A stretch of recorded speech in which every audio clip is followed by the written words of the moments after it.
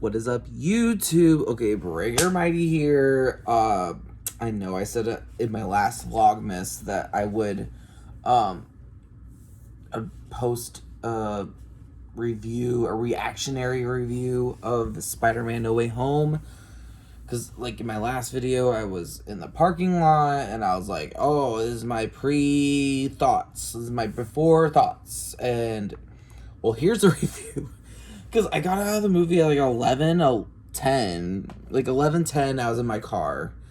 And I was like, oh, my God, I'm so freaking tired. I was so exhausted. That's the problem with these Marvel movies. I go out and I see a movie at like 8 o'clock or something, and then the movie really doesn't start until like 9. Because like, well, actually it was 8:30 showing ticket, but previews last like 30 minutes. I can't stand that. I literally can't stand that. Can we boil that down into like 20 minutes maybe? It's probably like 3 trailers, but please give me like 3 trailers. Give me something that's from the studio. Give me something that's superhero related or related to the content in general. Why am I getting into this? Hold on. Let me introduce our special guest in a second. But then like studio related, content related, and then like maybe just like something that's like in the middle. Like it's not content related fully, but it's not within the studio fully. Maybe it is in the studio, maybe it's not. Like, come on, like, give me something, shorten it down a bit. I don't want to see, like, 5, 6 trailers of something, and it's so frustrating, because, like, the movie ticket starts at 8:30, and this is my biggest, that's my biggest, like, I have, like, 3 gripes with movie theaters. That's my biggest gripe with movie theaters, is the trailers are so fucking long. When I go with a friend, they want to show up on time, they want to see all the trailers, and I'm like, I really don't. Like, when I book a ticket myself, I show up 15 minutes late. I don't want to see all that shit. I don't. I really don't. And buying tickets now, you reserve a seat. That's your seat. It's not like in the olden days where you had to show up early and, like, make sure you get a good seat. No, like, you reserved your seat. You reserved your seat now. So, like, you got it. Like, you're not going to lose your seat. You bought the ticket. You have a seat. You're not going to buy a ticket. You show up late. And then now you sit in the front row. Like, it's different now. It's different now. I don't know. That's more of a complaint to my friend. I don't know. Not that he's watching. He's not watching. Well, let me welcome you to my special guest. This is Spider-Man. Spider-Man came to the video. Hello. What's up? I'm Spider-Man. I'm Spider-Man. Flip. I got this at Goodwill when I started a new job, and they're like, go to Goodwill and get some pants for the job. You don't want to spend all that money at that store. And I'm like, actually, I kind of do, because I went to that store and I couldn't find shit. But I found him. He's at the checkout line. I was like, is this Spider-Man claimed? And the clerk was like, no. And I'm like, I want it. Like, there's a Superman and a Spider-Man. I grabbed Spider-Man. His residency is in my car, specifically in the back seat or the trunk. I don't know, but he's always in my car. I feel like he protects me. I don't know. Let's get into the video. This is like 3.5 minutes. 4 minutes going on of me not saying anything about the movie. And this is a spoiler review. I do not want to cushion bump anything that's like, oh, no spoilers, and then now spoilers. No, all spoilers off the cuff, off the top of my head. I made really short notes. Like, this is my notes. I'm sure I can think of other things along the way, but really brief, really like spoilerly.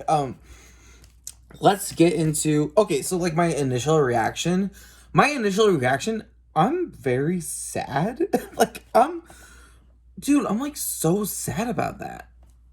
That movie wrecked me emotionally. The end, like the middle was sad. And my friend kept going like, yeah, the middle was sad too. And I'm like, yeah, that was sad, but like, it's even more sad. Like, it's just so much more sad. And like, I feel like we didn't experience that with this current Spider-Man. Yeah, there were sad moments in the Homecoming movie and the Far From Home movie. There's sad moments. but it didn't end sad. It didn't end sad. You were like, oh, everything's gonna be like fine. But there was like some sort of like, you know, end credit scene or last ending scene where you're like, oh, shit's going crazy. Like, but like ultimately you never were like leaving that Spider-Man movie super sad and distraught. Maybe that's just me. I just feel super sad about it. I feel like so sad. He's more poor now. Like, yeah, they mentioned he was poor in this movie, and then like the other movie, it didn't get quite addressed, but like it's in a deleted scene that he's poor, but he's got connections with Stark Industries. Like, he literally has Stark Industries connections and money. Not maybe not money, but like definitely connections. Like Happy Hogan, he's not gonna like pay Spider-Man's bills or Aunt May's bills, but like if they were in a tight enough bind, I feel like they could survive. Like 911, Spider-Man's going to be evicted. Like, you know what I mean? So like he's more poor now because no one knows who's the fuck he is.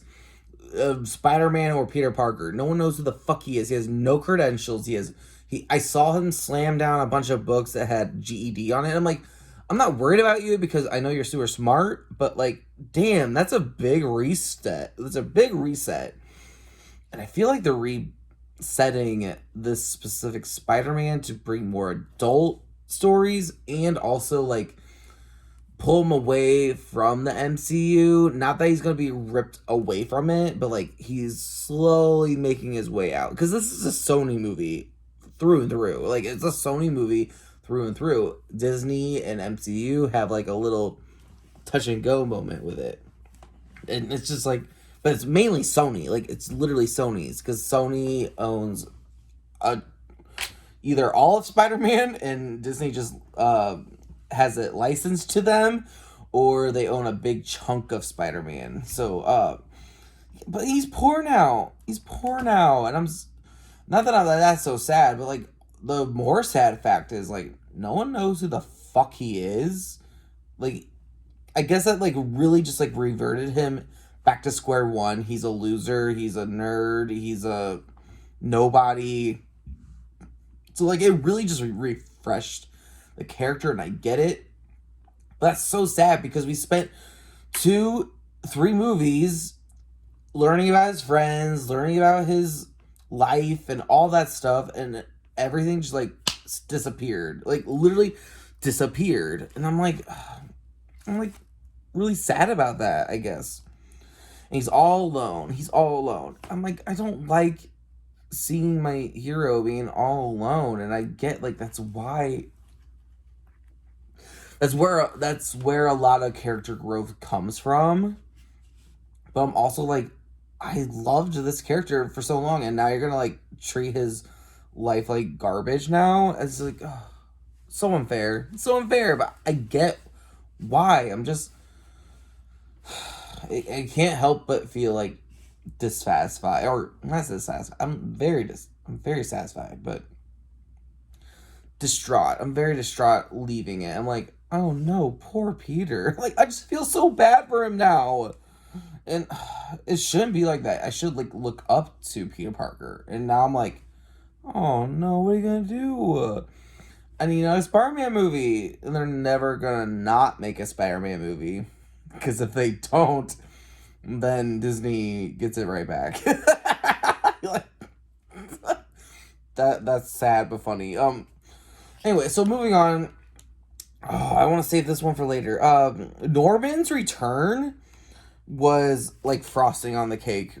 Like, frosting on the cake. I'm glad they like really just like smashed that bike helmet thing. Like, I liked it originally, in the original film. It's fine. And everyone's like questioning, like, what? You have Willem Dafoe on set and you're not gonna like show his face that much? Like, and they really pulled the punches on this one. And like the whole like dual mentality and the psycho trickery and manipulation, perfect. Like, so good. Oh my god. Norman Osborn, they need to make a new Norman Osborn, but I feel super satisfied with this one that maybe you don't need one. But it's very interesting because he was a military weaponry scientist, and like that's Tony Stark, and it'd be fun to see the yin to the yang of that, if that makes any sense. And we got a glimmer of it with this movie, got a glimmer of it, but I really want them to sell it hard next time. Like, let's get a Norman Osborn MCU version, please. Like, but yeah, okay, anyway. So he was my favorite of the villains. We can get into the villains really quickly. So you got Green Goblin, loved it. Love the Green Goblin. Like, I love the Green. It's so like the thing about the Green Goblin is like he was so good in this movie. It makes me want more because that's clearly Spider-Man's foe. That's clearly Spider-Man's foe. The Green Goblin, yes.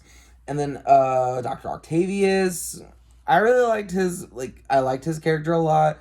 I feel like it played very well. It could have been awful, but like it played pretty well from what it was doing. There was Electro. I thought that went pretty smoothly. Yep, I thought that went pretty well. Jamie Foxx, good for him. Good for him. Good for Jamie Foxx, yeah.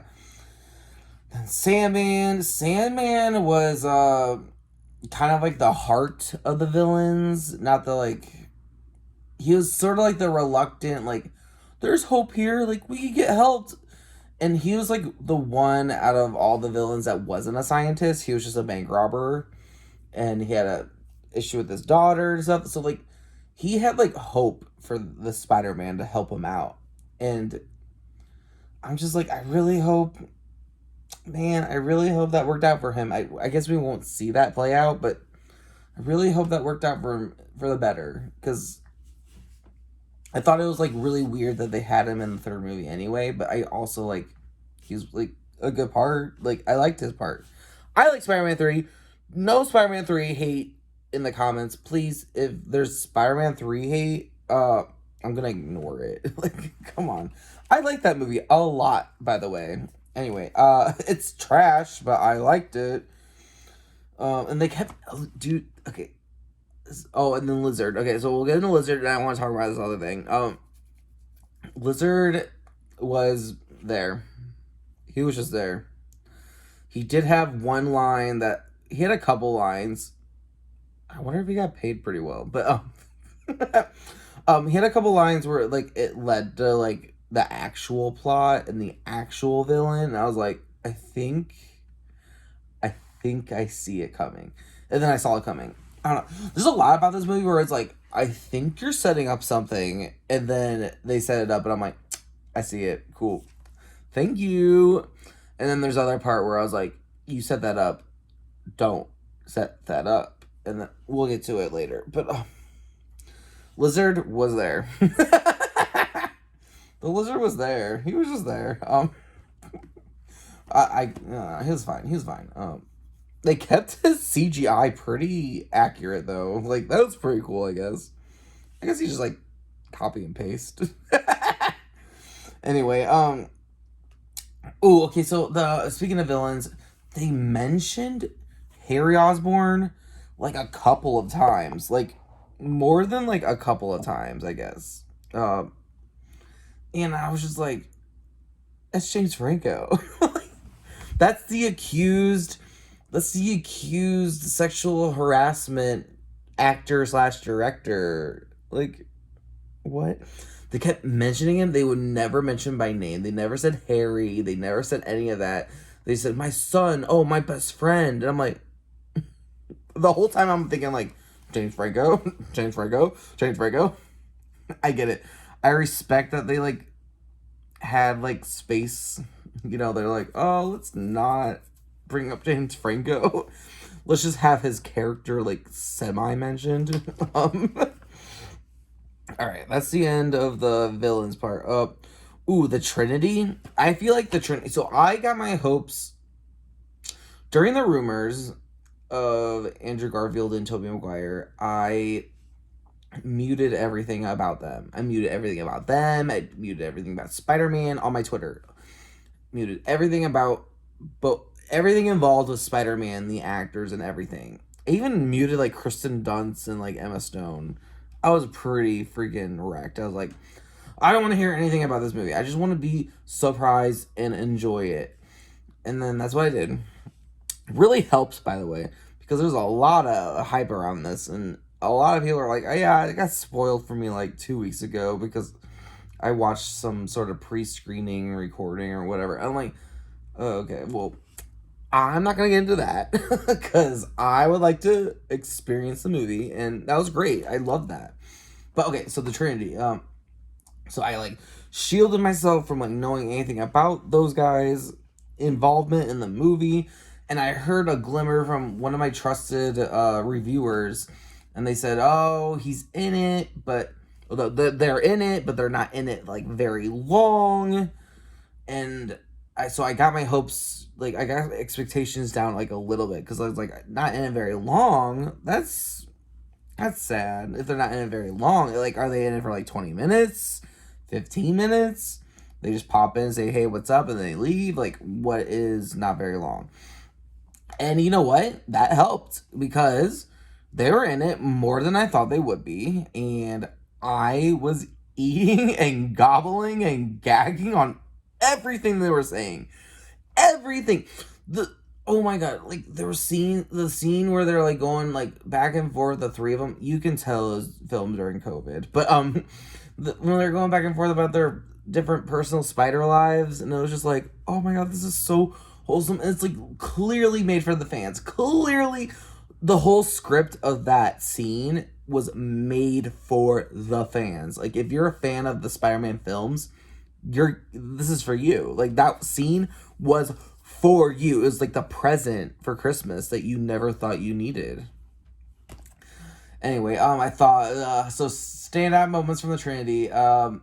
Obviously Andrew Garfield saving Zendaya, MJ, and getting that satisfaction that he saved a falling love interest. That was cool. I wasn't super hyped about that, but I thought it was cool though. You know, a lot of people were really excited about that, and I was like, okay, cool. That's the other. Okay, we'll get into that later. And then the other thing I really liked was when Tobey Maguire, he was less in costume, noted, because I heard he was being very difficult about his pay and like his involvement in like the story. And I'm like, oh, you wanted to be out of costume, showing your face, and because Andrew Garfield was in costume the whole entire time. And then Tobey Maguire's like, oh, I'm in my sweats and t-shirt and whatever, or like my jeans and t-shirt. And I'll put my costume on when we're fighting. But when we're just chit-chatting and like meeting and stuff, no, I'm gonna be Tobey Maguire. And so that's the other thing. Of like the Trinity was so great, but it also was like I'm just watching the actors pop in and give a word of wisdom. And they were supporting in combat, sure, yes, but at the same time, I'm like, you know, you did what you're supposed to do. You're supposed to give me that little like ping, ping, ping, ping, ping conversation. That scene where they're like going back and forth about the villains they fight, the web shooters. Oh yeah, the favorite thing about Tobey Maguire, this is going to when he complained about his back, and Andrew's like, oh, do you want me to help you out with that back? And he's like, yeah, my back really hurts. And then they crack the back, and I was like, that's like insider info, because Spider-Man 2 and 3, he complained about his back and got a higher pay raise or something like that. I don't know. Insider movie knowledge. Basically, if you know the behind the scenes, then you know that's what happened. And the crew would make fun of him. There was that one scene in, what was it, Spider-Man 2, where like people are like hitting the fuck out of him. Tobey Maguire, really. That's what I meant. Like hitting him with the like suitcases and like books or something. And then the director like employed the crew members to do that to him because they were really annoyed with this shit. Anyway, but yeah, the back gag was like really fun. I loved it. And I just loved seeing them together. It just really sold it to me. It just sold it to me. Anyway, I have two more things to say. So yeah, the ending is really sad. I started that off with that, but the middle was sad because I saw Aunt May being involved, and I was like, this is really weird having Aunt May like involved with the villains, and I was just like, okay, this is weird. And then she got hit, and I was like, oh no, like I hope she doesn't die. Like, oh, she seems fine. And then he goes, he's like, oh, I can't save everybody. I just can't. Like, that's not what I'm capable of. And she's all like, no, you have power. And I'm like, oh, you have power? And then she goes, yeah. And then she sold you on the whole line. Oscar-winning actress, Melissa Tomei, Marissa Tomei, Oscar-winning actress, literally sold it. She was like, you have power. You're so great. And then you're like, spit it out. Like, please spit out that line. Because we never heard that line in these current run of films of the Homecoming, Far From Home, No Way Home. We never heard that line. And then she delivered the line. I was like, oh, that feels so good, but weird. It feels weird. I feel like you're setting something up. That when I said earlier, I was like, a lot of this movie is like they're setting something up, and I see it, I like it, but this is the moment. This was the moment where I was like, oh, are they gonna kill her? Is she dead? But she was still walking around, and I was like, oh no, okay, so maybe she's fine, and he'll just retreat somewhere and keep her safe or something. But no, she died on the spot. And then watching Happy just like witness him freaking the fuck out that his aunt just died, that was so sad. I was a wreck in that moment. I'm like, why did you do this? I understand why you did this, but like, how could you do this to me? Like, how could you do this to me? What is Spider-Man without Aunt May? Like, I understand, like, what is Spider-Man without Mary Jane or Gwen Stacy, but like, what is Spider-Man without Aunt May? Like, we know Spider-Man without Uncle Ben, but Aunt May, she's like she is the strong heart of Spider-Man. Who's he gonna go to now? He's all alone. That is so tough. Oh, I can't get over it. I'm an emotional wreck about it. Like, fuck. I don't know if I have anything more about to say that, but like, Aunt May, that's the biggest spoiler you can ever give to somebody in this movie. Ugh. And then my last note was like, it's very well balanced. It was paced very well. Like, very well. Like, you didn't feel like you're being like thrown here, then thrown there, then thrown there. Like, the internals, I was just like, okay, we're here now. Okay, we're talking to this person. Okay, we're here now. Okay, we're talking to this person. No, like, yeah, there's a lot of talky in this movie, but like, it wasn't like, go here, talk to this person, go here, talk to this person. Like, it was very well balanced, and I liked that a lot. And the actors that were reprising their roles did it in a different way, which might be uncomfortable for some people. I liked it because it gave like a very fresh spin on it, and like maybe like they could come back and like do a real solid run on it. Like, who knows? It was just well balanced. I feel like it was just well balanced, and you can clearly like dictate like which parts are like act 1, act 2, act 3, like, and that's really great that you can do that. Man, oh man, this movie's so sad. I'm very sad. I don't know what I'm gonna do. I want them to make more Spider-Man movies, and they will. But I want one right now. There's already one out right now, but like, what's next? What's next? And I just heard on the news, well, not the news, but like in reports that are like, Tom Holland signed on for 3 more Spider-Man films. Okay. I noted. And they mentioned Miles Morales, not by name, but like, a Black Spider-Man. Cool. I see where their head's going. The end credit scene with Venom. Okay, there's something ahead. It's just like I grew up with this. Not grew up with this character. We followed this character, having a friend group of like Ned and like MJ and like some other people from high school, and like Happy Hogan and Aunt May and Tony Stark, and then slowly, like one by one, they just like ripped everything out. They just, like everyone's gone now. It's just Peter, and I like that we're getting to an adult Peter Parker very abruptly. Very abruptly, might I add. Did he just graduate high school or not really at all? No, because he had GED books. So he disappeared of the face of the earth like Christmas time. That's your second semester of senior year and you have to do GED tests? That's heartbreaking, dude. Well, not heartbreaking. Losing your aunt, that's heartbreaking. Losing your girlfriend, that's heartbreaking. Losing your mentor, that's heartbreaking. Losing your best friend, that's heartbreaking. But, dude, you have to, like, start your high school all over. He's a smart guy. I'm not worried about him. But I guess we'll get into the Daily Bugle. Oh, yeah, JJJ forgot who he was, so he can go back to... That's the other thing. I was like, how is he going to go work for the Daily Bugle if he knows who he is? Well, now he can. He could be a photographer. Is there anything... There's never been anything in this run that alluded to him being a photographer. But scientist, yes. What's he going to do? That's the thing about this movie. It's so satisfying, but it's like, what the hell is next? Is there still going to be a home run? Or is it going to be like, home run? Ooh, no pun intended. But like, is there going to be a different run where it's like the next 3 movies are going to be called something, specifically this thing? I don't know. I'm just an emotional wreck right now. I want to go see it again, but the movie theater was full, like packed the house.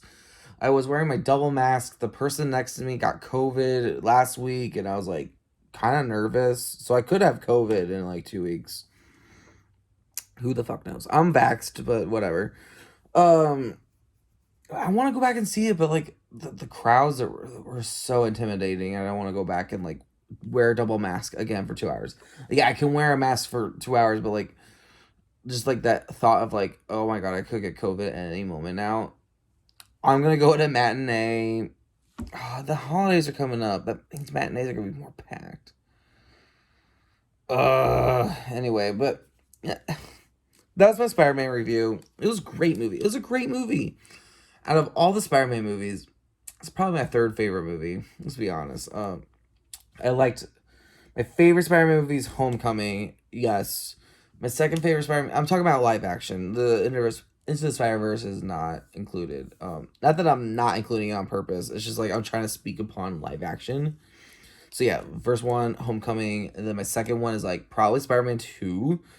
From Sam Raimi. And then this is probably my 3rd favorite movie. Yeah. I love Homecoming. That's so rewatchable. Anyway, and then I'm just thinking about that movie now. Okay. Anyway, I want to watch it again, but I don't know when. Like in a week or 2. Digital movies are coming left and right. I'm probably going to buy that movie. I'm probably going to buy it or rent it. I don't know. Buy it, and then I'll have it, and I can rewatch it a lot. I don't know.